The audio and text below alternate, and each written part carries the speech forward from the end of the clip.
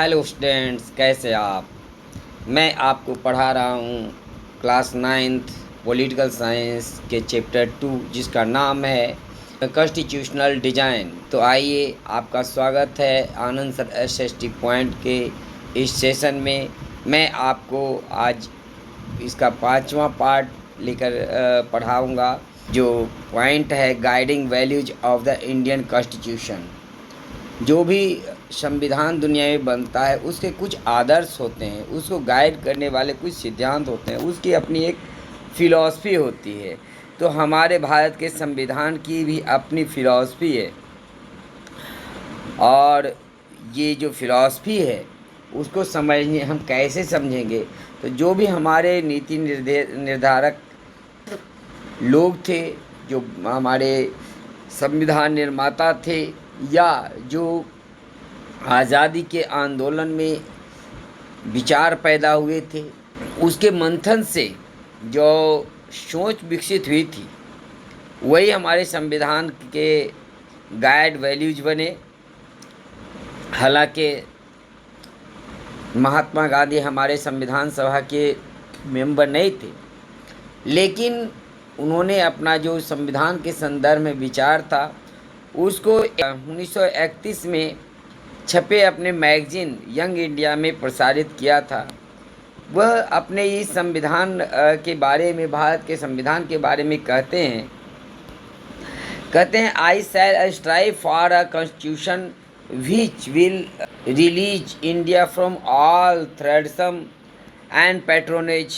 I shall work for an India in which the poorest shall feel that it is their country and whose making they have an effective vote, and India in which there shall be no high class and no low class people, and India in which all communities shall live in perfect harmony. There can be no room in such on India for the curse of untouchability or course of intoxicating drunks and drinks. Women will enjoy same rights as men. वो कहते हैं कि मैं एक ऐसे भारत की परिकल्पना करता हूँ जिसमें कि सभी लोग पूरे परफेक्ट हार्मनी के साथ रहें, खुशियों के साथ रहें, जिसमें कोई गरीब ना रहे, कोई अमीर ना रहे, अमीर और गरीब के बीच की खाई ना रहे, और हर व्यक्ति यह महसूस करे कि यह उसका देश है, और ये जो संविधान है उसको बनाने में, इस देश को बनाने में उसका भी अपना हिस्सा है। जहाँ छुआछूत के लिए कोई जगह ना हो, जहाँ नशीली ड्रिंक्स के लिए कोई जगह ना हो, और जहाँ औरत भी मर्द के बराबर अधिकार को एंजॉय कर सकें। तो ये भारत के राष्ट्रपिता कहे जाने वाले महात्मा गांधी के विचार थे, जिसको कि वहाँ मौजूद संविधान सभा में मौजूद गांधी के जो डिसिपल्स थे, गांधी जी के जो फॉलोअर्स थे, उन्होंने उसको उसमें डालने का प्रयास किया है। The dream of an India that has eliminated inequality was shared by Dr. Ambedkar also. Doctor Ambedkar ने भी अपने विचार संविधान सभा में रखे थे। उनका यहाँ एक विचार दिया हुआ है। वो कहते हैं on 26 of January 1950 we are going to enter a life for contradiction. 26 जनवरी 1950 को हम विरोधाभास से भरे एक जीवन में प्रवेश करने जा रहे हैं। On politics we will have equality, and in social and economic life we will have inequality. हमारे राजनीतिक जीवन में समानता होगी, लेकिन हमारे जो आर्थिक और सामाजिक जीवन होंगे उनमें वो समानता नहीं होगी। पॉलिटिक्स में हम इस प्रिंसिपल पर विश्वास करेंगे कि जहाँ हर व्यक्ति, एक व्यक्ति का एक वोट होता है और हर वोट का समान वैल्यू होता है। लेकिन हम अपने सामाजिक और आर्थिक जीवन में इस सिद्धांत को नकारना जारी रखेंगे। वो आगे कहते हैं कि हमारे समाज का जो स्ट्रक्चर है उसमें इस प्रिंसिपल को नकारना जारी रहेगा। How long shall we continue to live this life of contradiction, हम बड़ा विरोधाभास से भरी जिंदगी में कब तक जीते रहेंगे। How long shall we continue to deny equality in our social and economic life of we continue to deny in for long, हम अपने सामाजिक और राजनीतिक जीवन में इस असमानता को कब तक मानते रहेंगे और इक्वलिटी की भावना को कब तक, असमानता की बात को कब तक हम मानते रहेंगे, ये कब तक जारी रहेगा। ये जो बातें हैं वो हमारे अगर जारी रहा तो हमारे लोकतंत्र को ही संकट में डाल देगा। तो इस तरह से समाज के असमानता को दूर करना चाहते हैं। हालांकि दोनों में बहुत ही शार्प डिफरेंसेस थे, लेकिन अंततः गोल सबका एक ही था कि समाज से असमानता, छुआछूत और जो बुराइयां हैं उसका अंत हो।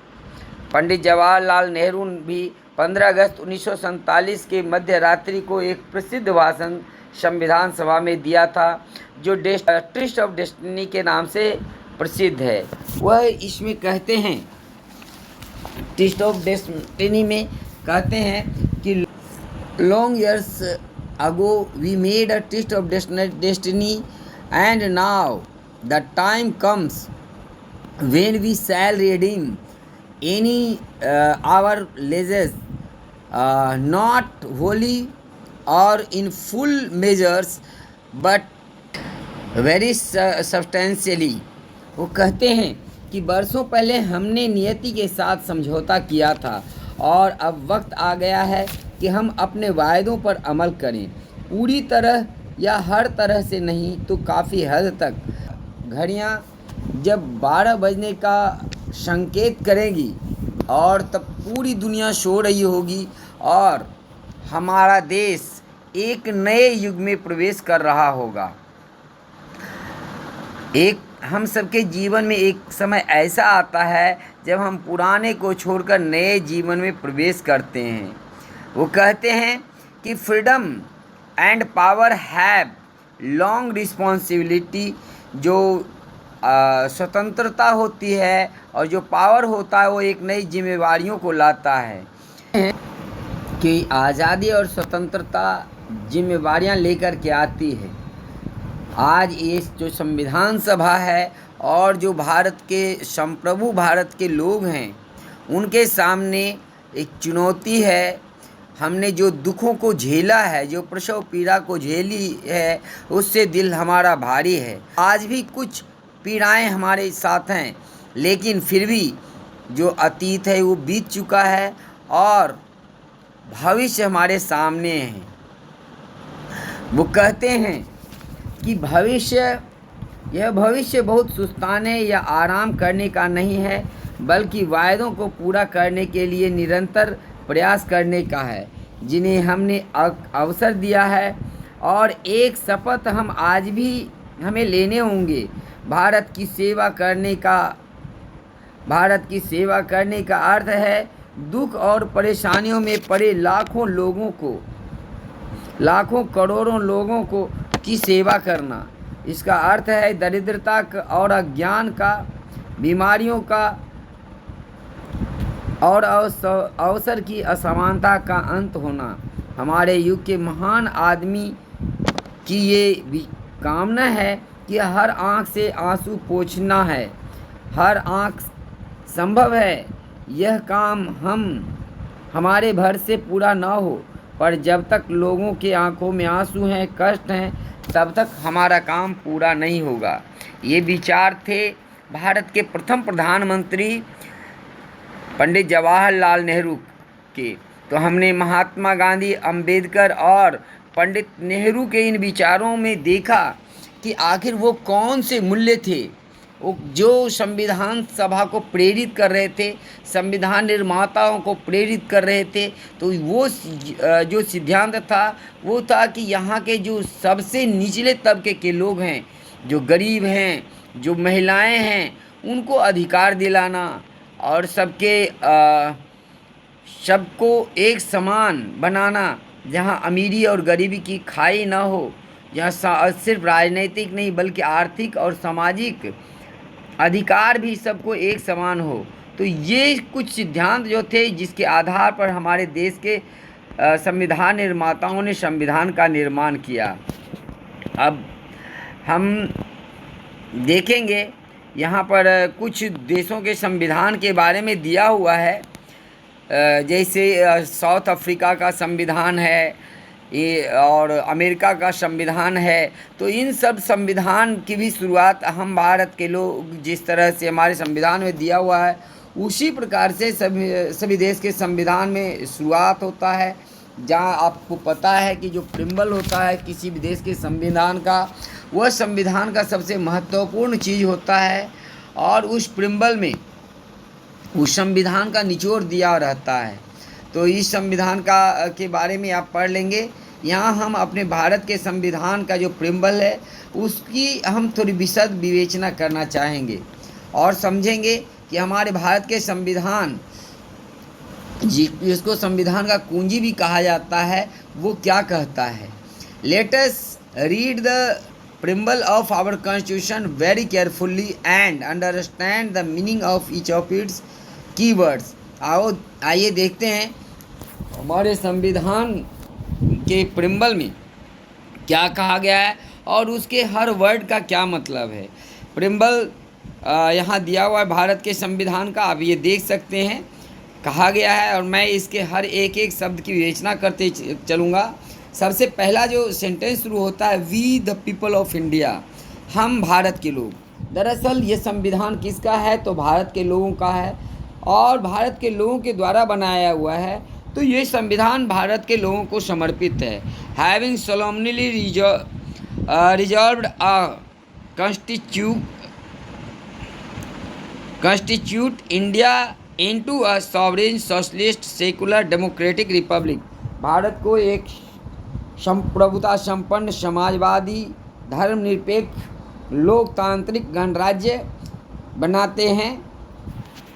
And serve secure to all citizens, यहाँ के सभी सिटीजन्स को ये सिक्योर करते हैं। क्या चीज़ किया जाता है संविधान के द्वारा, तो जस्टिस, सामाजिक आर्थिक और राजनैतिक न्याय, स्वतंत्रता, विचार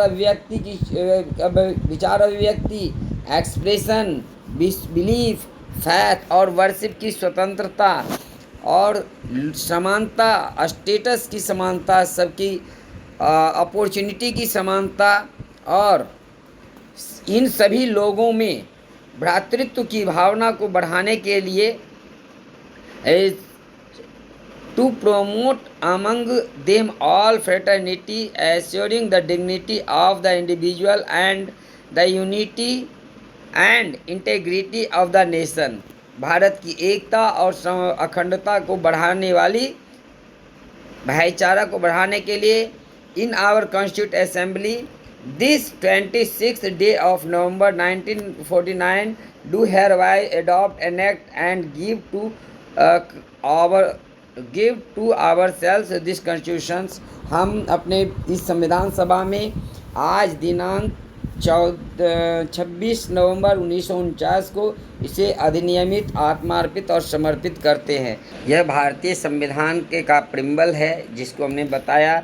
अब मैं इसमें जो प्रमुख वर्ड हैं उसके एक एक वर्ड की विवेचना हम करेंगे। तो सबसे पहला जो वर्ड है इसमें कि सोवरेन, भारत एक संप्रभुता संपन्न देश है। जैसा कि आपको पता है कि आज़ादी से पहले भारत संप्रभु देश नहीं था, भारत का मालिक अंग्रेज थे। इस तरह से हम गुलाम जीवन जी रहे थे। लेकिन 1947 के बाद भारत एक संप्रभुता संपन्न देश बन गया, एक ऐसा देश बन गया जो अपने देश के बारे में स्वतंत्र रूप से डिसीजन ले सकता था, और ये पावर और देश की जनता में निहित है। संविधान कहता है कि भारत एक सोशलिस्ट देश है, अर्थात भारत में सभी लोगों को अवसर की समानता है। भारत एक सेकुलर देश है, एक ऐसा देश जहां धर्म के आधार पर किसी भी तरह के भेदभाव किसी से नहीं किया जाएगा। सबको अपने अपने धर्म के अनुसार कार्य करने की छूट होगी।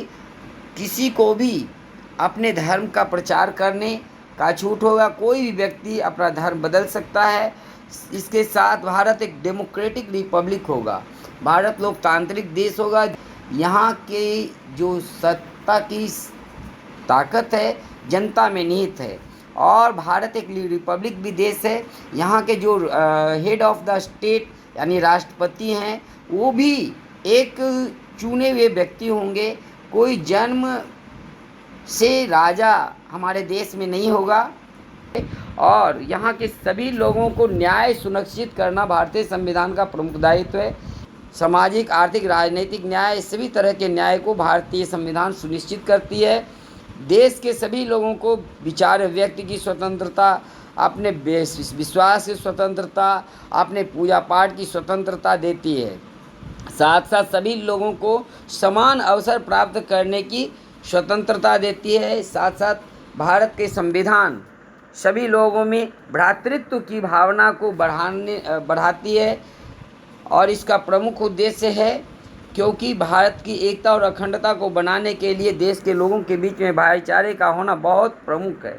इस तरह से भारत के संविधान के प्रस्तावना में वह सभी बातें लिखी गई है जो संविधान को के अंदर में हैं। आइए हम देखें कॉन्स्टिट्यूशनल डिजाइन ये क्या है। कहते हैं constitution is not merely A statement of values and philosophy. Bharat का संविधान सिर्फ एक फिलॉसफी नहीं होता, सिर्फ कुछ मूल्यों स्टेटमेंट के मूल्य नहीं होते। As we notice our constitution is mainly about embroiding these values into constitutional management. Much of the document called Constitution of India is about these arrangements. तो भारत का जो संविधान है वह सिर्फ वैल्यू को बताने वाला नहीं है, बल्कि यहाँ कॉन्स्टिट्यूशनल जो इंस्टीट्यूशंस हैं उसके कैसे अरेंजमेंट किया जाता है उसके बारे में भी है। और भारत के संविधान इन सारे अरेंजमेंट्स की बात करता है। It is a very long and detailed documents. Bharat का संविधान दुनिया का सबसे बड़ा संविधान है, एक लंबा रिटन डॉक्यूमेंट्स है। Therefore it needs to be amend quite regularly to keep updated. अब किसी भी देश के संविधान को अगर निरंतर चलायमान बनाए रखना है तो उसको निरंतर अमेंड करते रहना ज़रूरी होता है। और ख़ास करके जो इतने बड़े संविधान है जहाँ हर शासन के हर पहलू की विशद विवेचना की गई है तो उस पर लगातार मंथन होते रहना और उसमें अमेंडमेंट होते रहना भी ज़रूरी है।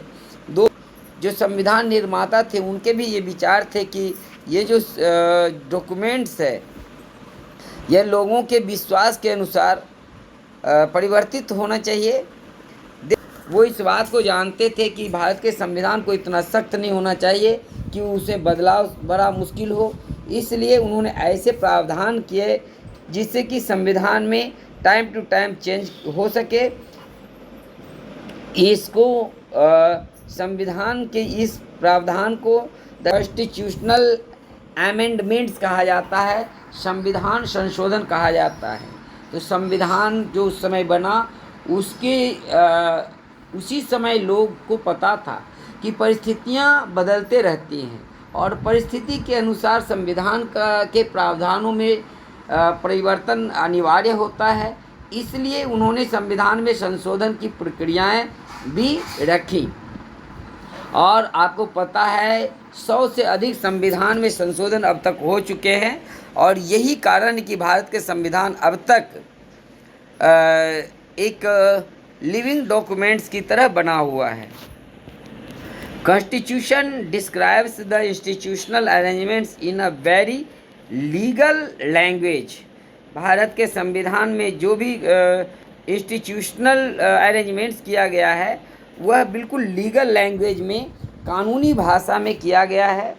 If you read the constitution for the first time it can these three aspects of working of Indian constitutions. We shall look at some key constitutional provisions in which chapter understand how they work in democratic politics. अगर हम इसको पढ़ते हैं तो कि भारत में कैसे working of Indian constitution, इसके 3 एस्पेक्ट्स दिए गए हैं. पहला है we shall look at some keys constitutional provisions in each chapter. इसमें हर चैप्टर में उसके एक एक कीज के बारे में बताया गया है. And understand how they work in democratic politics, और डेमोक्रेटिक पॉलिटिक्स में वो इंस्टीट्यूशंस कैसे काम करते हैं ये सब बताया गया है. But this text book will not cover all the silent features of the constitutional design in Indian Constitution. Some other aspects will covered in your textbook next year. तो कुछ संविधान के बारे में इसमें कुछ उसके एस्पेक्ट्स के बारे में दिए गए हैं, और बाकी ये पूरा नहीं है. इसको अगले क्लास 10th में आप लोग पढ़ेंगे संविधान के बारे में और भी विशद रूप से. तो ये थे आपके chapter second of your book political science, और इस चैप्टर का आज यहाँ समापन होता है. इस चैप्टर से संबंधित कोई भी सवाल अगर आपके मन में हो तो आप कमेंट बॉक्स में अवश्य लिखें, मैं आपके सवाल का जवाब दूंगा. और आपको अगर ये वीडियो अच्छा लगे तो इसे लाइक करें, और अगर इसमें कोई सुधार करने की आवश्यकता है तो वो भी आप अपने कमेंट बॉक्स में दें, और हमारे साथ बने रहें. नेक्स्ट चैप्टर का वीडियो हम बहुत जल्द आपके लिए लाएंगे. तब तक थैंक यू.